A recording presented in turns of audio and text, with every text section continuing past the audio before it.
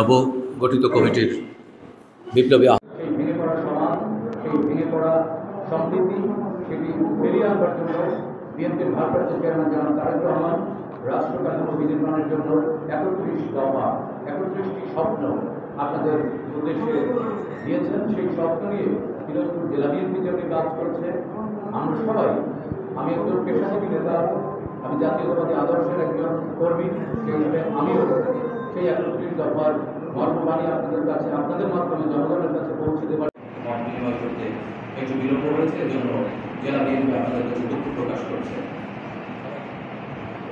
সাবেক সংসদ সদস্য এবং প্রতিষ্ঠাকালীন সভাপতি, তাদেরকে আমরা গভীরভাবে স্মরণ করছি। আজকের সেই পরীক্ষা দেওয়ার সময় প্রেক্ষাপটে আজকে নতুন একটি কমিটি এসেছে। হয়তো সময় পরিক্রমায় আবারও নতুন নেতৃত্ব আসবে। তো নতুন নেতৃত্ব ক্রান্তি লগ্ন এখন পার করছে। প্রতিবেশী রাষ্ট্র ভারত নানামুখী ষড়যন্ত্র করছে। ফ্যাসিবাদের যে দোষর ফ্যাসিস্ট পালিয়ে সাংগঠনিক কর্মকাণ্ড নিয়েও তাদের বেশ দৌড়ঝাঁপ পোহাতে হচ্ছে। পাশাপাশি ফেব্রুয়ারি মাসে 2026 সালের ফেব্রুয়ারি মাসে জাতীয় সংসদ নির্বাচন অনুষ্ঠিত হচ্ছে। সেই নির্বাচনে পিরোজপুরের 3টি আসনে ধানের শীষের যে প্রার্থী হবে, সেই প্রার্থীদের বিজয় নিশ্চিত করবার জন্য জেলা বিএনপি কাজ করছে।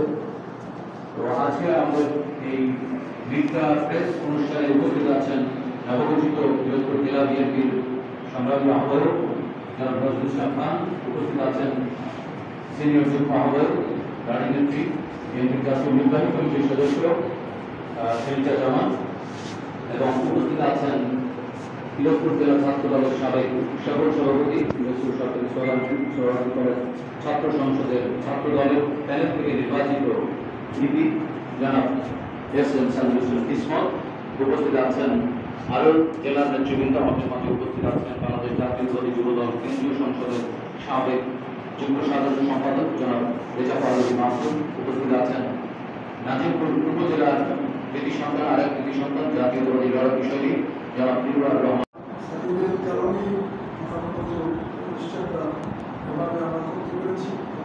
যদিও আমাদের নিজেদের উদ্যোগ নেওয়া উচিত ছিল, তারপরে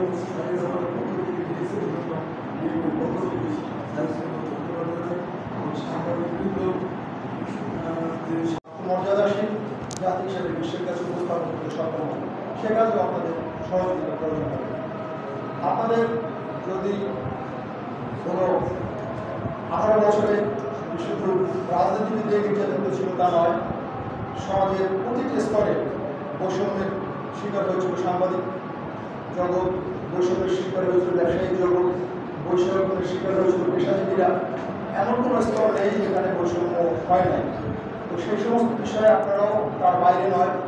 আমাদের এই পরিবর্তিত পরিস্থিতিতে যদি কোনো সেবা আপনাদের দিতে পারি, যদি কোনো সমস্যা এমন হয় যেটা আমাদের দ্বারা সমাধান করা সম্ভব, আপনারা অবাক করে নির্বিঘ্নে আমাদেরকে বলবেন, আমরা সেটা করবো।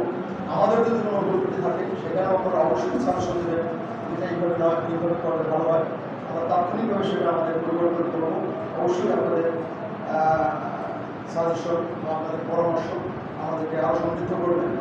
তো আমি আর বক্তব্য বেশি বাড়াবো না।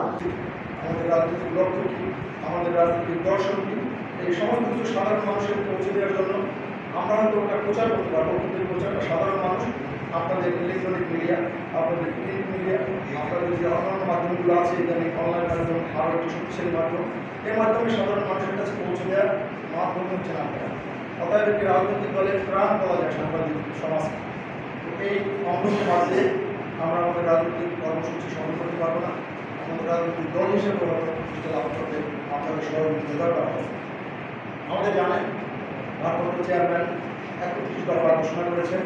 এর আগে আমাদের শহীদ রাষ্ট্রপতি জিয়াউর রহমান যখন দল গ্রহণ করেছিলেন, ওনার ১৯ দফা কর্মসূচি ছিল। সেই ১৯ দফা কর্মসূচির আলোকে বাংলাদেশ স্বনির্ভরতার দিকে এগিয়ে গিয়েছিল। একটি দুর্ভিক্ষপীড়িত জাতিকে শহীদ রাষ্ট্রপতি জিয়াউর রহমানের ১৯ দফা একটি স্বনির্ভর জাতিকে পরিণত করেছিল। কালের বিবর্তনে আজকে সেই প্রায় ৪০ বছর পর সমাজ বলতেছে সঠিকভাবে জাতির কাছে তুলে ধরে। আমাদের মধ্যে আমার আরেক ভাই, ছোট ভাই একত্রিত করে এই ভোটের অধিকার এবং গণতন্ত্রের অধিকার, যেটা আমাদের কাছ থেকে হারিয়ে গিয়েছিল, এবং বৈষম্যের অধিকার প্রতিষ্ঠিত করতে সক্ষম হয়েছে।